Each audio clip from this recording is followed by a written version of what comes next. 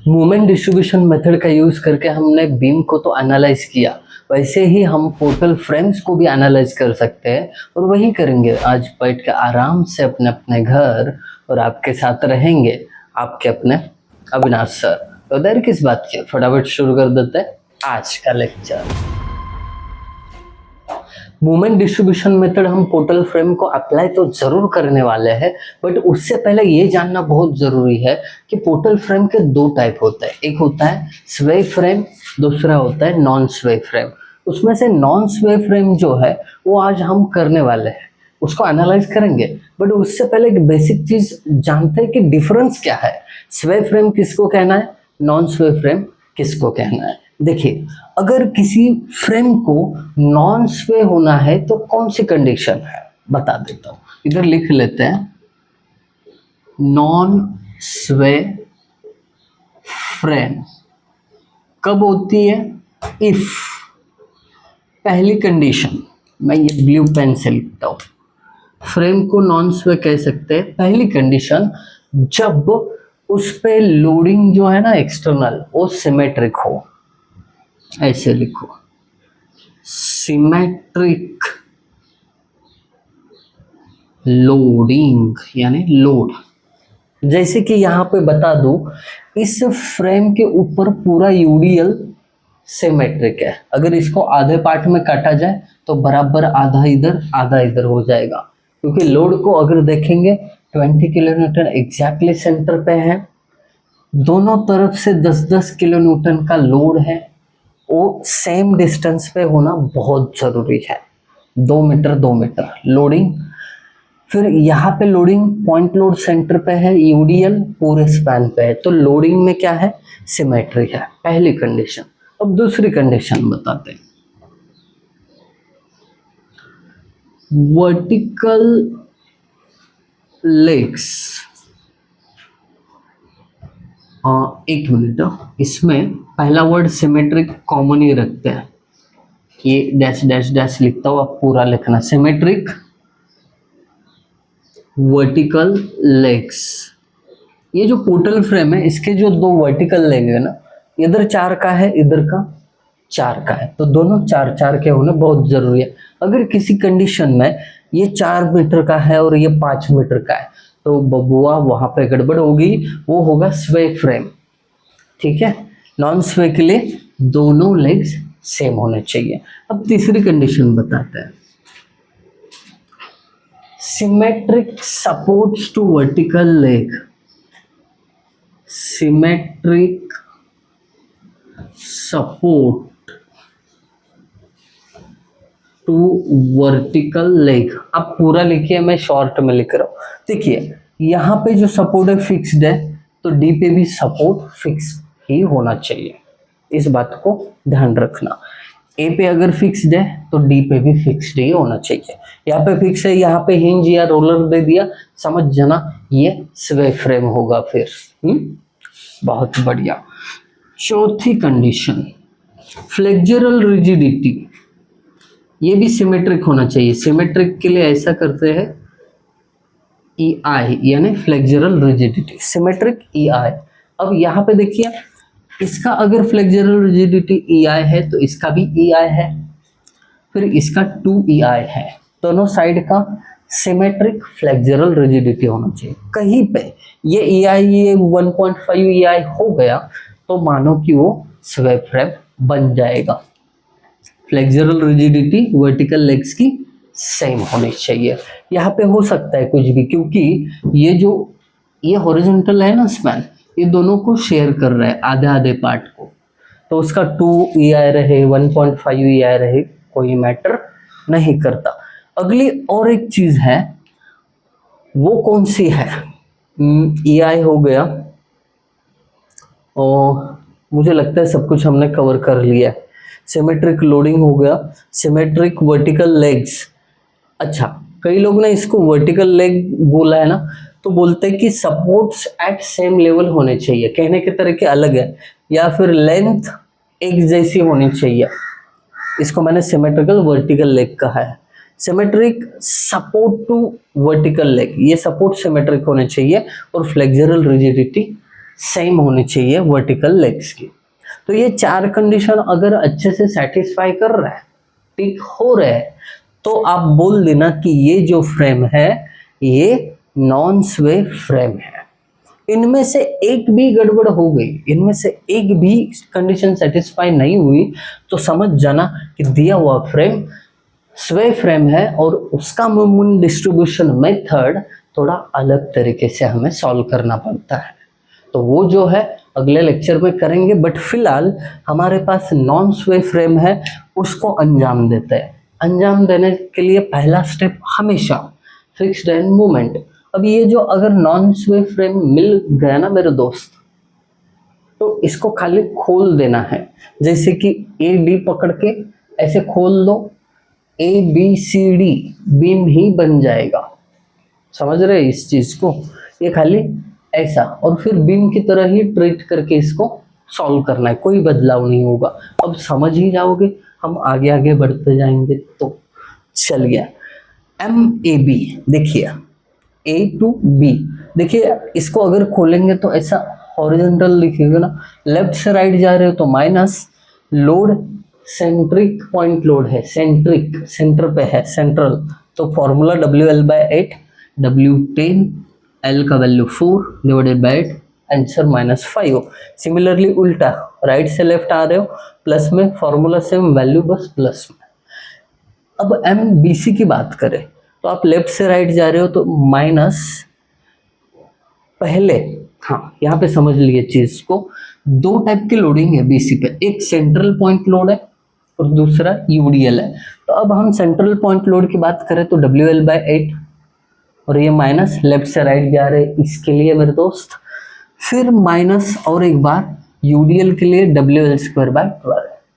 दोनों के इसमें वैल्यूज पुट करना है। पहला सेंट्रल पॉइंट लोड के लिए तो W की जगह 20 और दूसरा जो है UDL के लिए है तो उसके जगह 10, W की जगह 10। तो इसको अगर हम सॉल्व करें, ये बिल्कुल हलवा है आपके लिए, ये चीज़ें ज़्यादा डेप्थ में जाके नहीं बताऊंगा। आंसर -23.33।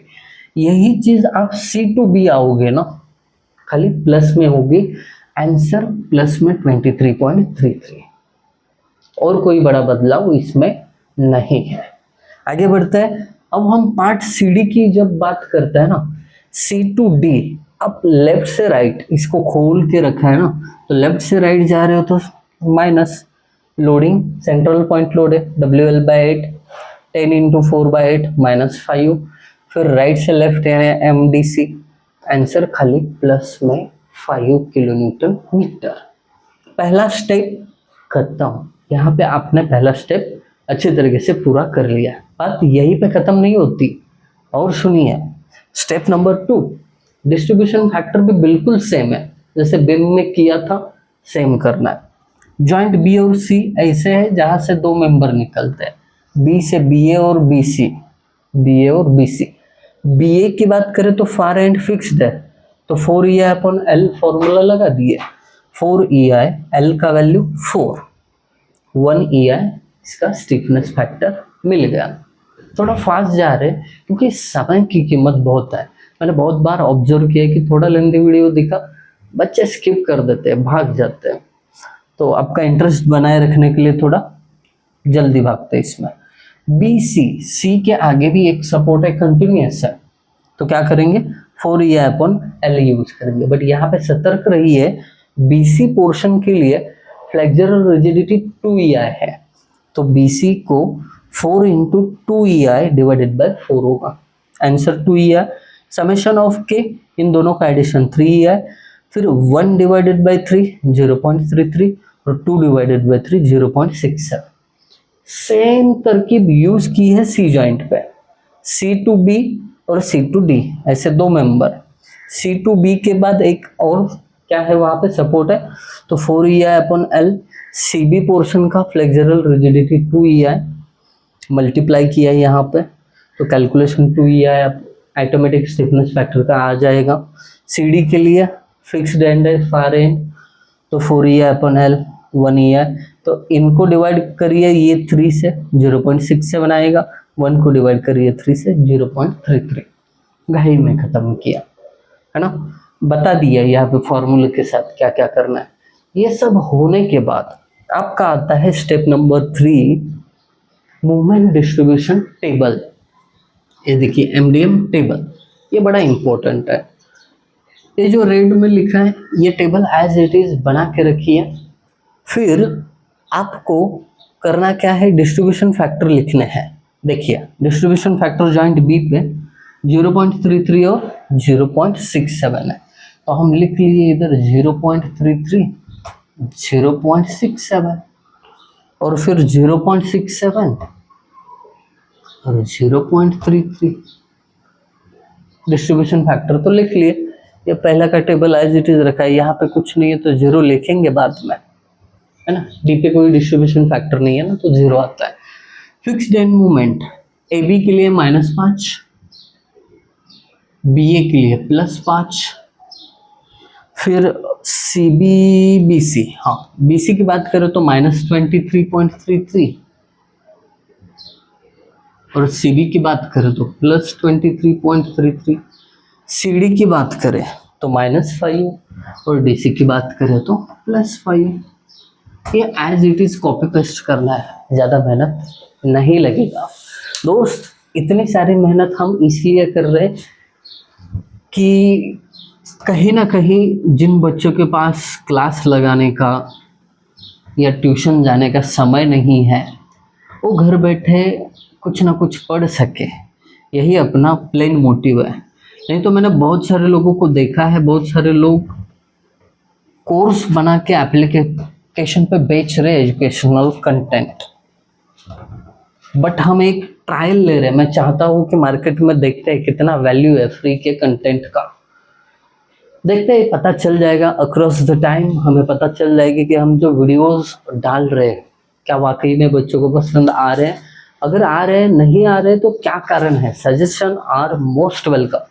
मैं हर पड़ाव पे चाहता हूँ कि आपसे कोई सजेशन मिले, मैं इम्प्लीमेंट करूँ, मैं सीखता जाऊँ और बेहतर बनता जाऊँ। तो सजेशन देने में हिचकिचाहट मत दिखाइए, आगे बढ़ते हैं। ठीक है, मैं भी ट्रायल, मैं भी कोई मतलब ऐसा कोई तीर नहीं मार रहा हूँ, ट्रायल बेसिस पे शूट ही कर रहा हूँ, है ना। अच्छा लगता है इसके लिए। जब तक इंटरेस्ट बना है, आपका सपोर्ट है, तब तक ये काम जारी रहेगा। बहुत हो गए अदर टॉकिंग। अब समेशन एम पहली चीज़ है जो आपको मोमेंट डिस्ट्रीब्यूशन मेथड टेबल में करनी है। बट इससे पहले गौर फरमाइए कि आपका कोई and simple supported, roller supported या हिंज सपोर्टेड है कि नहीं। अगर कोई एक and simple supported, roller supported या हिंज सपोर्टेड होता तो वो स्वे फ्रेम होता, ठीक है। बट यहाँ पे दोनों फिक्स्ड है, तो यहाँ पे एंड करेक्शन करने की कोई ज़रूरत नहीं है। अब ये एंड करेक्शन क्या है, तो मुझे लगता है एमडीएम का दूसरा या तीसरा वीडियो उस पे है, एंड करेक्शन का मतलब क्या है उस पे, तो वो देखिए समझ जाओगे। अब देखो समेशन एम कहाँ पे करता है, जॉइंट पे जिसके दो मेंबर हो दोनों साइड। यहाँ पे जॉइंट दो मेंबर, तो यहाँ पे एडिशन कर लेता है इनकी, कितना आ जाता है 5 प्लस -23.33। सवाल तो बहुत बढ़िया है, बस हमें इंटरेस्ट बनाए रखना है, आलस नहीं करना है और कैलकुलेशन करते रहना है। इनको अगर मैं ऐड करूँ तो मुझे -18.33 मिलता है। तो देखिए दोस्तों, जो भी आंसर मिले उसका अपोजिट साइन करो और सर्कल मार्क करो, ये सिंपल प्रोसीजर है। यहाँ पे भी वही करो। अब यहाँ वाला कौन सा अलग आंसर आने वाला है, यहाँ पे बड़ी वैल्यू माइनस में थी, यहाँ पे छोटी वैल्यू माइनस में, मतलब आंसर जो है आएगा प्लस में 18.33। एडिशन करोगे, फिर मैं इसको साइन चेंज करूँगा तो माइनस हो जाएगा और फिर इसको सर्कल मारेंगे, कौन सी बड़ी बात है। अब दूसरा स्टेप होता है कि समेशन एम को मल्टीप्लाई करो डिस्ट्रीब्यूशन फैक्टर के साथ, इजी है। अब इधर से इधर डिस्ट्रीब्यूशन फैक्टर नहीं है, जीरो लिखो, जीरो लिखो, जीरो से मल्टीप्लाई किया तो जीरो, इधर से 0.33 को मल्टीप्लाई करते हैं 18.33 इंटू 0.33, ये मिल जाता है 6.05, 6.05। फिर 0.67 से सेम वैल्यू को मल्टीप्लाई करना है, ये आ जाता है 12.28। बने रहिए मेरे साथ, कैलकुलेशन करते रहिए ताकि आपको भी थोड़ा सा कॉन्फिडेंस मिल जाएगा।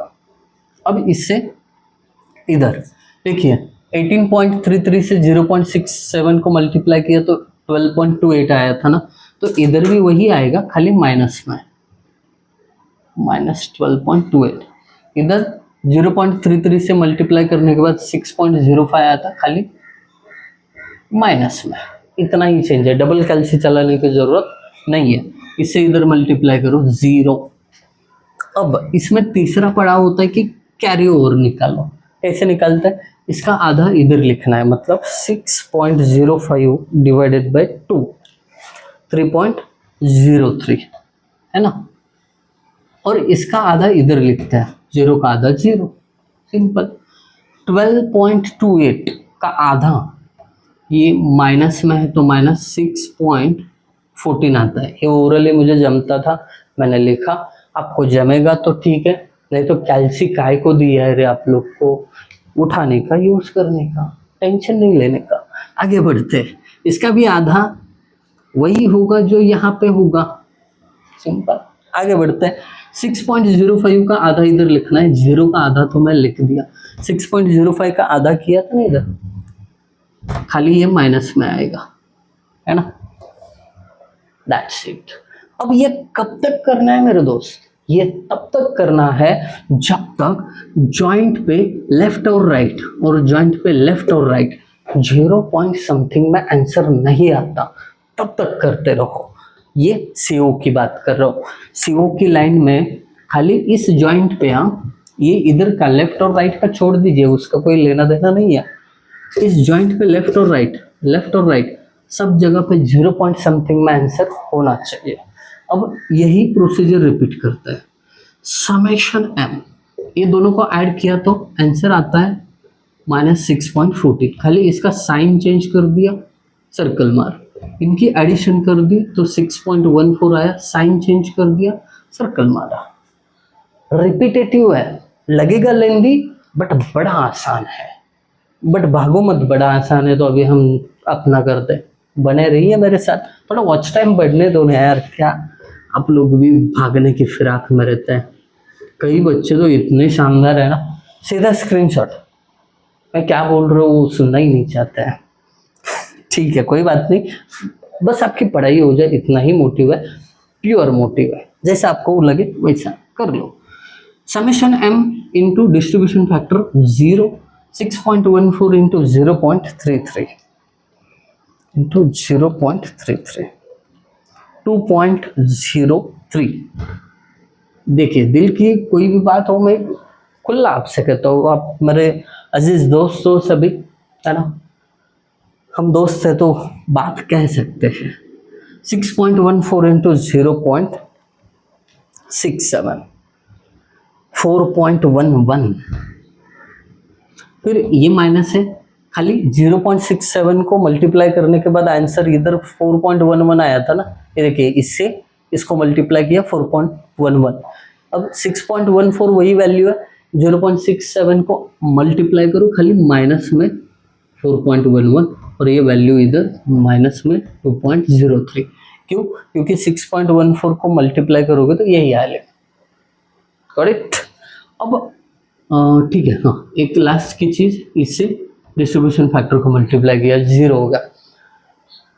कभी कभी ना रिपीटेटिव चीज करते हैं ना, थोड़ा फंबल होना चालू हो जाता है, तो थोड़ा सा मेरा भी फंबल हुआ, एडजस्ट कर लोगे। कैरी ओवर का मतलब क्या है? इधर का आधा इधर लिखना है। 2.03 डिवाइडेड बाय 2, ये होता है 1.02। इसका आधा इधर 0, परफेक्ट। इसका आधा इधर, इसका आधा इधर। अब 4.11 डिवाइडेड बाय 2, ये होता है 2.06। इसका आधा -2.06, इसका आधा +2.06, 0 का आधा 0, 2.03 का आधा 1.02 है, खाली इधर 1.02 हो जाएगा। That's it. CO की वैल्यू चेक करें तो अभी भी देखिए 2 पॉइंट में है, 2 पॉइंट में आंसर, तो फिर अभी भी रिपीट करना पड़ेगा इटरेशन, समेशन m। क्यों? जब तक 0 पॉइंट समथिंग में नहीं आता तब तक रोकेंगे नहीं। दोनों को ऐड करो, एडिशन हो जाएगा -2.06। साइन उल्टा किया, गोल मारा, इसको एडिशन किया, फिर साइन उल्टा किया, गोल मारा। इसने डिस्ट्रीब्यूशन फैक्टर से मल्टीप्लाई भी तो करना है। अगली स्टेप में 0 को मल्टीप्लाई किया 0, फिर उसके बाद 2.06 इंटू 0.33, 0.33, 0.68 है ना। फिर इसके बाद 0.67 को भी मल्टीप्लाई करना है, कर दिया, 1.38 आ गया। ठीक है, अब देखिए 2.06 2.06 सेम वैल्यू है। अब इधर से 0.67 को मल्टीप्लाई करना है ना, तो इधर हमने किया था 1.38 आया था, इधर भी 1.38 ही आएगा, खाली माइनस 2.06 से 0.33 को 0.68 आएगा, खाली माइनस में, और ये 0 से मल्टीप्लाई करके परफेक्ट। अब कैरी ओवर, इसका आधा इधर 0.34, इसका आधा इधर 0, 1.38 का आधा इधर 69 आना चाहिए, बट देखते हैं। हाँ, 0.69 माइनस 0.69, इसका आधा इधर 0.69, इसका आधा इधर 0, इसका आधा -0.34। अब गौर से देखिए इस CO को, ये वही है जो हमें दे रहा है 0 पॉइंट समथिंग में आंसर। तो बात यहीं पे रफा दफा कर दो और फाइनल मोमेंट्स निकालना शुरू कर दो। फाइनल मोमेंट्स निकालना शुरू कर देते हैं। कैसे? देखिए, ऐसे एक आधा लाइन मार देना है आपको। आप हो सके तो स्केल से, या मेरी तरह आपका अच्छा अगर ड्राइंग है, इतना स्ट्रेट आता है, तो फिर आप हाथ से भी कर सकते हो। खाली इधर क्या लिखो, फाइनल मूवमेंट। चले, देखो फिक्स्ड एंड मूवमेंट से एडिशन करते आना है, नीचे नीचे नीचे। -5 फिक्स्ड एंड है, +3.03 है, फिर +1.02 है, फिर +0.34 है, ये आ जाता है -0.61। डन। अब इनकी एडिशन फिक्स्ड एंड मूवमेंट से सर्कल वाले वैल्यूज मत लेना। देखिए, +5, फिर 6.05, फिर +2.03, फिर +0.68, ये ऐड कर दो तो 13.76 आता है। ठीक है, एडिशन अगर गलत विलत हो तो बता देना मेरे दोस्त। यहाँ पे देखते हैं, -23.33 +12.28, फिर -6.14। 1 प्रेस नहीं होता है कभी कभी कैल्सी में, रुको, 2312 -6.14 +4.11 -2.06 +1.38 -0.69 14.45 -14.45। दोनों वैल्यूज के बीच में एक से कम अगर डिफरेंस हो तो चलेगा। जैसे कि अभी देखिए 14.45 -13.76, तो इसमें 0.69 का डिफरेंस है, चलता है। यहाँ पे जितना है ना उतना ही डिफरेंस रहेगा, तो वो चलता है, कोई इशू नहीं, रख लेना। आप इसमें 14 राउंड फिगर भी मूवमेंट ले सकते हो, अप्रोक्सीमेट वैल्यू पॉइंट में आ गया। यहाँ पे भी एडिशन 23.33 -12, एक मिनट, 12.28 +6.14 -4.11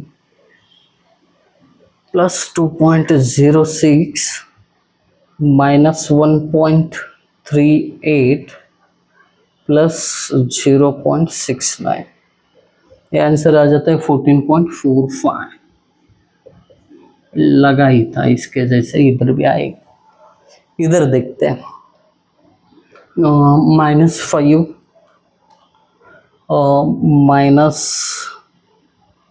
-6.05, फिर -2.03, फिर -0.68, -13.76।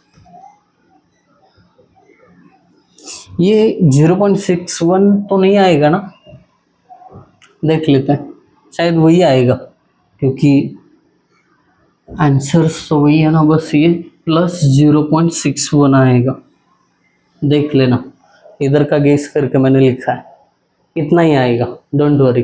अब इसका यूज करके आपको करना क्या है, इस पोर्टल फ्रेम के लिए बेंडिंग मोमेंट डायग्राम ड्रॉ करना है। कैसे बता देता हूँ, थोड़ा सा कैलकुलेट, ठीक है, नहीं हटाते हैं, इधर ही बनाते हैं। ये पोर्टल फ्रेम का वर्टिकल मेंबर, ये 2 वर्टिकल और एक हॉरिजॉन्टल, ठीक है।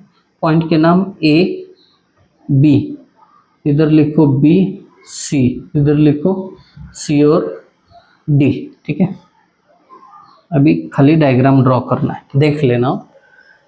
ए पे 0.61 है तो थोड़ा सा ऊपर, बी पे कितना है 13.76, तो दोनों के बीच का 14 ले लेते हैं इधर, ठीक है।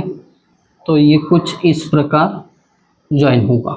सेम बी सी पे कर लेना, बी पे हमने 14 लिया था ना, तो यहाँ पे भी 14 वैल्यू कंसिडर करो। सी पे कितना है 14.45 और 13.76, दोनों के बीच का 14 ही ले लेते हैं, तो 14 और 14 चलता है। आप एग्जैक्टली ये दोनों में से एक वैल्यू लिए तो भी चलेगा, कोई इशू नहीं है। फिर इधर राइट साइड में भी सिमेट्रिक ही बनेगा। सी पे वैल्यू अगेन 14 और ये 0.61 हल्का सा ऊपर, ये कर लिए ज्वाइन। ये होने के बाद आपको फ्री स्पैन मूवमेंट जो है ना, बस उतना ही ड्रॉ करना है। फॉर एग्जांपल यहाँ पे एक बताता हूँ, और ये स्पैन पे यूडीएल है और क्या है, एक पॉइंट लोड है। तो यहाँ पे ना ब्लू पेन से ही ड्रॉ करता है। यूडीएल के लिए फ्री स्पैन मूवमेंट होता है WL²/8, तो WL²/8 10 W है, L कितना है 4 है, इसका स्क्वायर डिवाइडेड बाय 8, तो फ्री स्पैन मूवमेंट 20 आया। तो हम क्या करते हैं पता है, ये 20 मार्क करेंगे और इसको ज्वाइन करेंगे। ये हुआ यूडीएल के लिए। अब एक पॉइंट लोड भी है, उसके लिए फ्री स्पैन मूवमेंट होता है, हाँ एक मिनट, वो लिखने से पहले ये WL²/8 है, ये फॉर्मूला लिख के रखते हैं जिससे पता चलेगा। फिर पॉइंट लोड के लिए WL/4 है, यहाँ पे पॉइंट लोड 20 है, 20 इंटू L4 है डिवाइडेड बाय 4, तो ये भी 20 ही आ जाएगा। तो ये अगेन ऐसा ट्रायंगल बनेगा इधर। अभी इन सब में जो कॉमन एरिया है उसको शेडेड, ये फॉर एग्जांपल एक बताया। अब ये साइड का एक बता देता हूँ, सेंट्रल पॉइंट लोड होगा तो फ्री स्पैन मूवमेंट WL/4 होता है। तो W है यहाँ पे 10 इंटू L है 4 डिवाइडेड बाय 4, मतलब 10 आ जाएगा। तो मिडल पे 10 वैल्यू, 10 तो इससे अंदर ही होगा 10, तो ये ऐसे ज्वाइन होगा, कॉमन पोर्शन को शेडेड। सेम वो साइड भी आप कर सकते हो। कुछ इस तरीके से आपको BMD ड्रॉ करने को मिल जाएगा। आई होप आपका कॉन्सेप्ट क्लियर हुआ होगा। अगर क्लियर हुआ है तो अच्छे कमेंट करके हमारा मोटिवेशन बढ़ाइए। Thank you so much guys for watching video. Thank you so much.